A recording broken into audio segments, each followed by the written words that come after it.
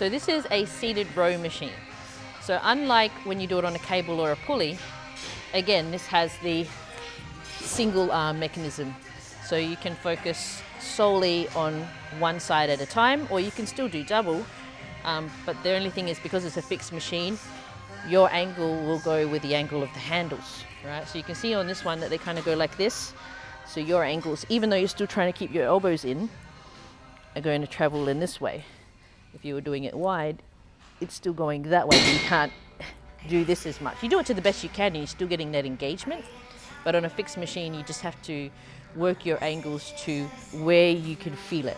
So there's a difference between cable. It's really free flowing with your body, whereas here it's really quite, you got to work with the machine, okay?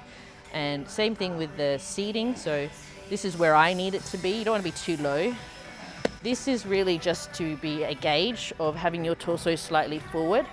So it's really just touching, like you don't want to be like squashed against it, you just want to be touching it, okay? So you climb on it, a bit like a horse.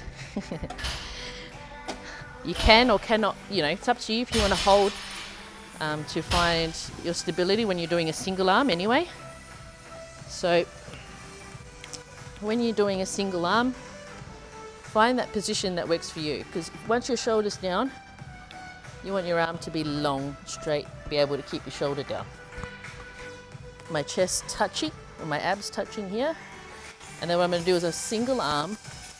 I'm going to control it and guide it in, and I'm actually going to keep my eye on it, like watching the blind spot.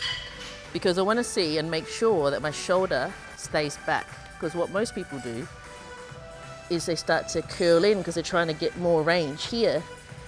Whereas you'll get more engagement and contraction if you just keep it in this position. Okay, so breathe in, guide it, stretch it, and then squeeze it back like that. So really nice and close, breathe in and breathe out. Now the difference when you're doing it with two handles is obviously with a single you can get really in there. You almost get some serratus anterior in there, some obliques, but with a double hand, you're restricted to this motion. So, same position, stick your kind of bum out a little bit, lean, and shoulders down, squeeze. Breathe in, allow yourself to feel the stretch in your lats, and then breathe out, squeeze.